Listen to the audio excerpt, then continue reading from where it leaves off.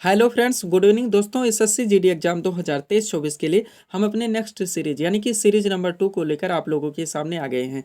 दोस्तों, आपके एग्जाम्स में जितने भी टॉपिक्स से क्वेश्चंस पूछे जाने हैं उन सभी टॉपिक्स को कलेक्ट करके ए टू जेड एक एक क्वेश्चन यहाँ पे चुन चुन के डाला जा रहा है। तो दोस्तों, आप लोग इन्हें कॉन्सेंट्रेट होकर सॉल्व करें। क्वेश्चंस कम सॉल्व होने पर पुनः प्रश्नों का रिवीजन करें ताकि एसएससी जीडी एग्जाम 2023-24 के लिए आप लोग पूरी तरह से प्रिपेयर हो सकें।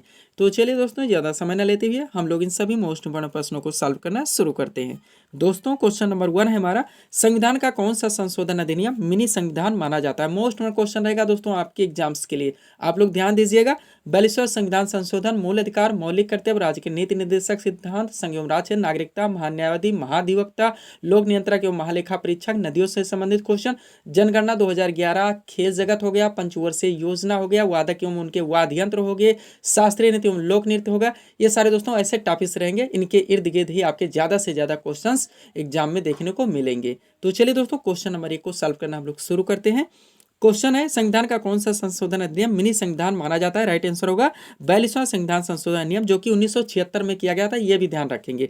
अब चलिए दोस्तों, इंपॉर्टेंट फैक्ट देखते हैं। 42वां संविधान से संबंधित जितने भी क्वेश्चन पूछे जाते हैं एक साथ हम लोग कवर करते हैं। ध्यान दीजिएगा दोस्तों, इंपॉर्टेंट फैक्ट है हमारा, 42वां संविधान संशोधन अधिनियम 1976 अब तक का सबसे बड़ा संविधान संशोधन है, इसलिए इसे मिनी या लघु संविधान कहा जाता है। इस संविधान संशोधन के तहत प्रस्तावना के साथ साथ संविधान के कई अनुच्छेदों में संशोधन किया गया था। ध्यान रखेंगे आप लोग। अब आगे चलते हैं। 42वां संविधान संशोधन अधिनियम 1976 के द्वारा भारतीय संविधान की प्रस्तावना में समाजवादी, पंथ निरपेक्ष और अखंडता नामक 3 शब्द जोड़े गए थे। बार बार पूछा जाता है और पूछा भी जाएगा। अगला है दोस्तों फैक्ट हमारा, 42वां संविधान संशोधन नियम के द्वारा सरदार स्वर्ण सिंह समिति की संस्तुतियों के आधार पर संविधान में मूल कर्तव्यों को जोड़ा गया था। ये सारे ऐसे क्वेश्चन है दोस्तों, अभी दिल्ली पुलिस कांस्टेबल 5 से 7 बार ये पूछा गया आपके एग्जाम में, और हर एग्जाम में देखने को मिलता है क्योंकि एग्जाम ज्यादा से ज्यादा शिफ्ट में होते हैं।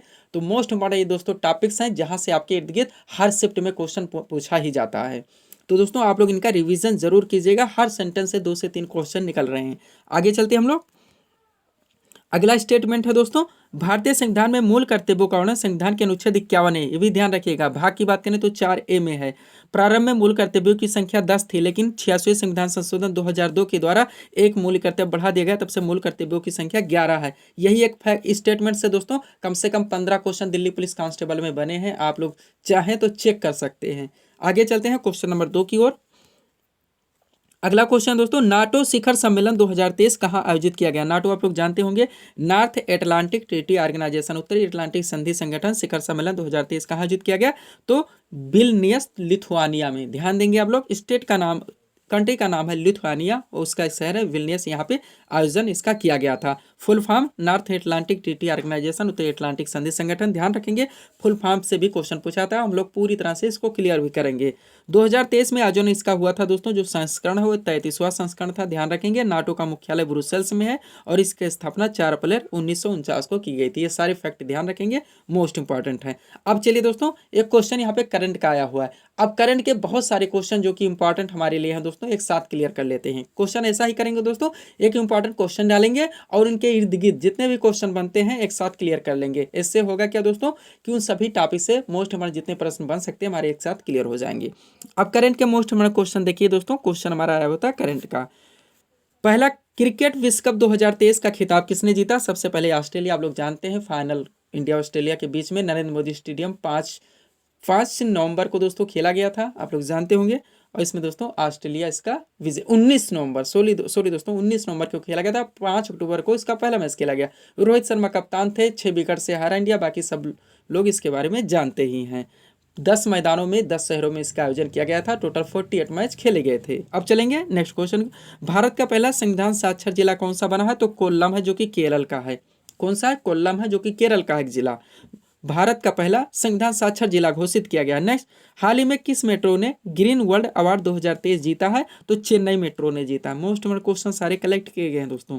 अगला है, हाल ही में किसने लिव जिम बुकर पुरस्कार 2023 जीता है, तो मारिया स्टेपानोवा है। कौन, मारिया स्टेपानोवा। अगला क्वेश्चन, हाल ही में 49वें G7 शिखर सम्मेलन का आयोजन कहाँ हुआ, तो हिरोशिमा जापान में किया गया है। जैसे दोस्तों G20 भारत में किया गया। आगे चलेंगे हम लोग। अगला क्वेश्चन दोस्तों, आईपीएल 2023 क्वेश्चन पे ध्यान दीजिएगा। आईपीएल 2023 का खिताब जीतने वाली टीम कौन सी है? तो चेन्नई सुपर किंग्स है। और उप विजेता यानी कि आईपीएल 2023 की उप विजेता टीम कौन सी है? तो गुजरात टाइटंस है। दोनों एक साथ ध्यान रखेंगे, विजेता और उप विजेता। क्वेश्चन पूछा ही जाएगा, ये सारा जानते हैं हम लोग।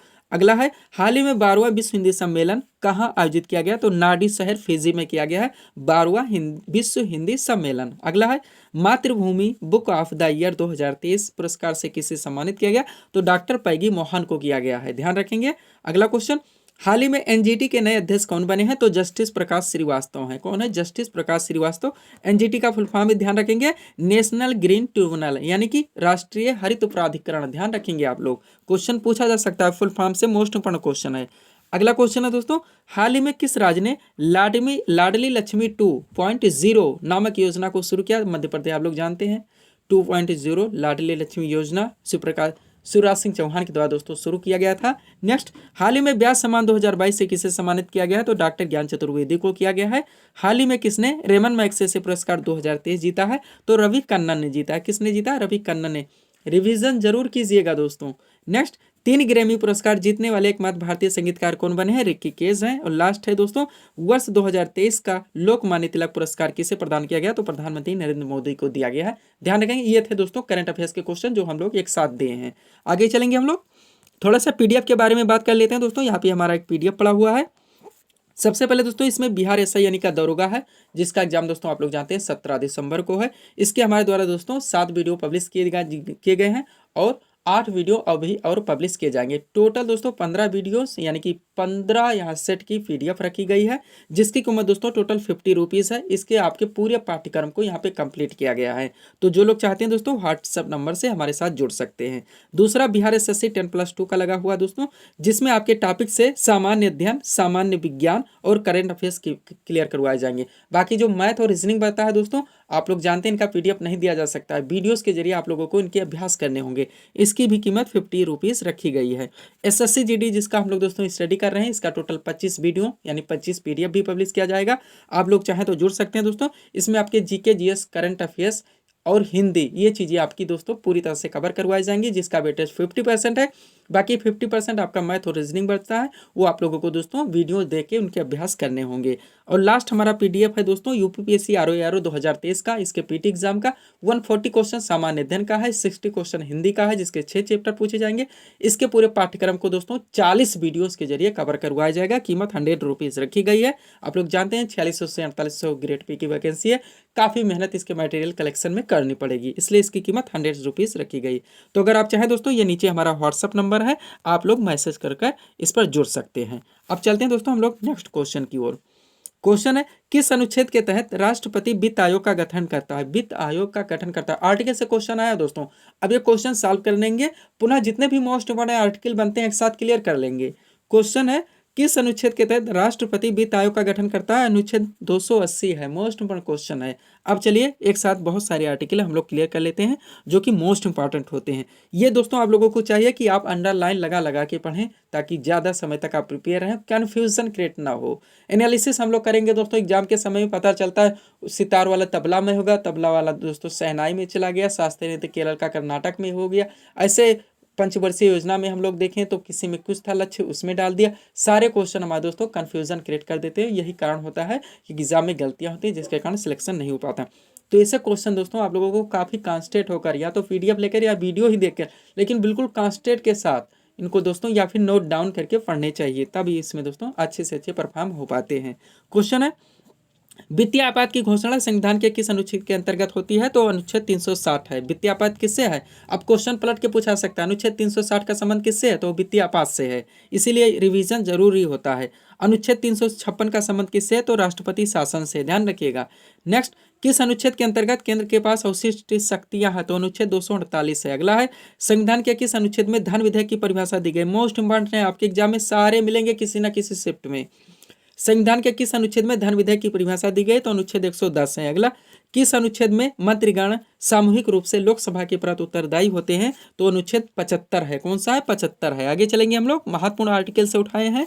अगला है दोस्तों, संविधान के किस अनुच्छेद के अंतर्गत भारत में राष्ट्रपति पर महाभियोग चलाया जा सकता है? तो आर्टिकल 61 है। नेक्स्ट, संविधान के किस अनुच्छेद में संसद के संयुक्त अधिवेशन का प्रावधान है? मोस्ट इंपोर्टेंट, तो अनुच्छेद 108 है। नेक्स्ट, महान्यायाधीश की नियुक्ति किस अनुच्छेद के अंतर्गत की जाती है? अनुच्छेद 76। दिल्ली पुलिस कांस्टेबल में ही, और ना ज्यादा बात करें तो 5 से 7 बार तो पूछा ही गया है। अगला क्वेश्चन देखेंगे हम लोग। नेक्स्ट क्वेश्चन दोस्तों हमारा है, बिहार के किस स्थान पर प्रथम जैन सम्मेलन का आयोजन हुआ था? अब देखिएगा, महत्वपूर्ण सम्मेलन से यहां से हम लोग क्वेश्चन क्लियर करेंगे। सबसे पहले क्वेश्चन आया हुआ है, बिहार के किस राज्य में स्थान पर प्रथम जैन सम्मेलन का आयोजन हुआ था? तो राजगीर में। अब ये थोड़ा सा वहां पे बेनिफिट ज्यादा पहुंचा सकता है, जिनका बिहार एसएससी 10+2 भी लगा हुआ है और बिहार दरोगा का भी लगा हुआ है, इनको भी देख के ये क्वेश्चन डाला गया है। अब ध्यान दीजिएगा, बिहार भारत के किस भाग में स्थित है? बिहार भारत के किस भाग में? उत्तर पूर्व में। नेक्स्ट, बिहार में कहाँ के मानसून से वर्षा होती है? तो बंगाल की खाड़ी से। नेक्स्ट, बिहार में किस महापुरुष ने ज्ञान प्राप्त किया? गौतम बुद्ध ने। दोनों में फायदा पर पहुंचा सकता है दोस्तों। Bihar SSC plus SSC GD, Bihar दरोगा, सब में दोस्तों आपके लिए बेनिफिशियल है। नेक्स्ट, बिहार में नालंदा विश्वविद्यालय की स्थापना किस सम्राट के प्रयासों से हुई थी? कुमारगुप्त प्रथम की। अगला है, बिहार के किस स्थान पर विक्रमशिला विश्वविद्यालय स्थित है? तो भागलपुर में। अगला है, बिहार में फाग राग के गीतों की रचना किसने की थी? नवल किशोर सिंह ने। नेक्स्ट है, बिहार का सर्वाधिक लोकप्रिय सत्याग्रह कौन सा है? चंपारण सत्याग्रह 1917, महात्मा गांधी से जुड़ा हुआ है। दोनों तरफ से हमारे क्लियर हो रहे हैं क्वेश्चन एसएससी के दोस्तों बहुत घुमाए जाते हैं। अगला क्वेश्चन है, बिहार में गया नगर किस नदी के तट पर स्थित है? फल्गु नदी। दोनों तरफ से इंपॉर्टेंट बनते हैं। और बिहार से झारखंड का विभाजन किस तिथि को हुआ था? तो 15 नवंबर 2000 को हुआ था। ध्यान रखेंगे। अगले क्वेश्चन की ओर हम लोग चलते हैं।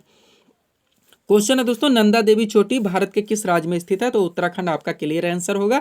अब चलिए महत्वपूर्ण दोस्तों इससे संबंधित जो कि 1 लाइनर हमारे जी के बनते हैं, यहाँ पे क्वेश्चन आया हुआ तो पूरी तरह से क्लियर करते हैं। हिमालय पर्वत श्रृंखला किस प्रकार की पर्वत श्रेणी में आता है? तो वलित पर्वत में आता है। सबसे पहले ध्यान रखेंगे, पश्चिमी तथा पूर्वी घाटों का मिलन कहाँ होता है? नीलगिरी की पहाड़ियों में। एसएससी का फेवरेट क्वेश्चन है, आप लोग जानते होंगे। नेक्स्ट, प्रायद्वीपीय भारत या दक्षिण भारत की सबसे ऊंची चोटी कौन सी है? अनाईमुडी है। ये थोड़ा सा इजी है, इसमें इनके इर्द गिर्द जो क्वेश्चन मिलते हैं उनको हम लोग नेक्स्ट सीरीज में डालेंगे। इस तरह से इजी टू मॉडरेट हमारे सारे क्वेश्चन क्लियर हो जाएंगे। अगला है, अंडमान तथा निकोबार द्वीप समूह में सबसे ऊंची चोटी कौन सी है? सैडल पीक है। ध्यान रखेंगे। नेक्स्ट, कर्क रेखा भारत के कितने राज्यों से होकर गुजरती है? तो 8 राज्यों से होकर गुजरती है। कौन कौन?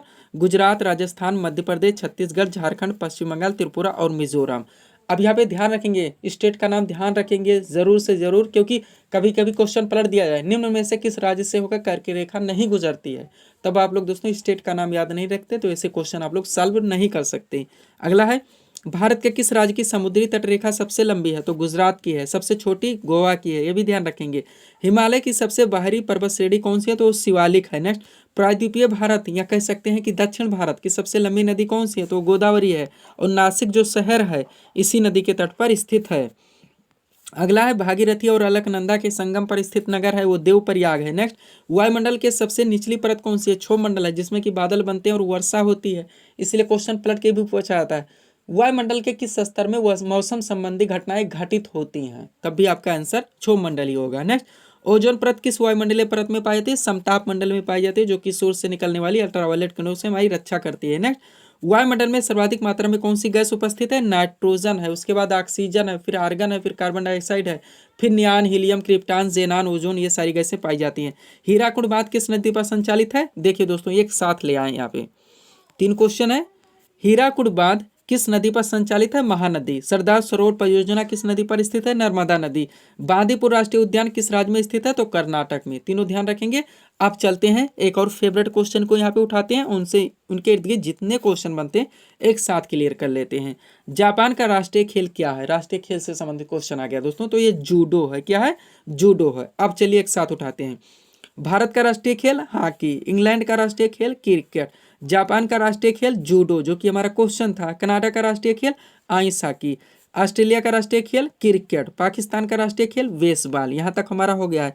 पाकिस्तान का राष्ट्रीय खेल क्या है? बेसबॉल है। आगे चलेंगे हम लोग। स्कॉटलैंड का राष्ट्रीय खेल रग्बी फुटबॉल, ब्राजील का राष्ट्रीय खेल फुटबॉल, चीन का राष्ट्रीय खेल टेबल टेनिस, फ्रांस का राष्ट्रीय खेल फुटबॉल, मलेशिया का राष्ट्रीय खेल बैडमिंटन, इंडोनेशिया का राष्ट्रीय खेल बैडमिंटन, भूटान का राष्ट्रीय खेल तीरंदाजी। विशेषकर जो भारत के इर्द गिर्द पड़ते हैं उनको भी पूरी तरह से आप लोग क्लियर करने का प्रयास करें, ध्यान दें। स्कॉटलैंड का राष्ट्रीय खेल रग्बी फुटबॉल और स्पेन का राष्ट्रीय खेल बुल फाइटिंग, आप लोग जानते हैं सांड युद्ध, ये स्पेन का राष्ट्रीय खेल है। तो इस तरह से जितने मोस्ट बड़े राष्ट्रीय खेल से बनते हैं दोस्तों, उनको हम लोग यहाँ पे क्लियर किए हैं। इनका रिवीजन भी हम लोग जरूर करेंगे, किसी न किसी तरह से दोस्तों क्वेश्चन को घुमा के डाला जाएगा। इनमें बहुत सारे जो क्वेश्चन को घुमा के पूछे जाते हैं और फिर उन प्रश्नों को के इर्द गिर्द जितने और मॉडरेट लेवल के क्वेश्चन बन सकते हैं उनको भी पूरी तरह से डाला जाएगा। अगला क्वेश्चन देखेंगे हम लोग, बास्केटबॉल में कितने खिलाड़ी होते हैं, एक साथ क्लियर करेंगे। काफी कंफ्यूजन क्रिएट करने वाला क्वेश्चन है ये, और अधिकांश क्वेश्चन इस तरह से पूछा जाता है। बास्केटबॉल में कितने खिलाड़ी होते हैं, तो टोटल 5 खिलाड़ी होते हैं। अब ध्यान दीजिएगा, किसी भी ट्रिक से या पीडीएफ लेकर जैसे भी बने कि रट्स कर ये याद नहीं रख सकते दोस्तों, ये आप लोग ध्यान रखिएगा, किसी न किसी ट्रिक से ये आपको याद करने होंगे। कबड्डी में कितने होते हैं, 7 खिलाड़ी। क्रिकेट में कितने होते हैं, 11 खिलाड़ी। बेसबॉल में कितने होते हैं, 9 खिलाड़ी। टेनिस में कितने होते हैं, 1 या 2 खिलाड़ी। आइस हॉकी में कितने होते हैं, 19 खिलाड़ी। यहाँ पे तो हम लोग एक साथ रटते जा रहे हैं। अगला है दोस्तों, खो खो में कितने खिलाड़ी होते हैं, 9 खिलाड़ी। हॉकी में 11 खिलाड़ी, फुटबॉल में 11 खिलाड़ी, बास्केटबॉल में 5 खिलाड़ी, बैडमिंटन में 1 या 2 खिलाड़ी, रग्बी फुटबॉल में 15 खिलाड़ी, पोलो में 4 खिलाड़ी। पोलो में कितने, 4 खिलाड़ी। और वॉलीबॉल में कितने होते हैं, 6 खिलाड़ी। तो ये था दोस्तों हमारा सीरीज 2, जिसमें हम लोग मोस्ट इंपॉर्टेंट प्रश्नों को सॉल्व किए हैं। उम्मीद है दोस्तों आप सभी लोगों ने सॉल्व किए होंगे और देखे होंगे कि यहाँ से आपके कितने प्रश्न सही हो रहे हैं। तो दोस्तों इसी तरह के वीडियोस के लिए आप हमारे स्टडी चैनल शिव कृपा क्लासेस से जुड़े हुए चैनल को सब्सक्राइब करें, ताकि हमारे द्वारा दिए जाने वाले सभी वीडियोस आप क्रम से सबसे पहले देख सकें। तो मिलते हैं दोस्तों हम नेक्स्ट वीडियोस में। Thanks for watching.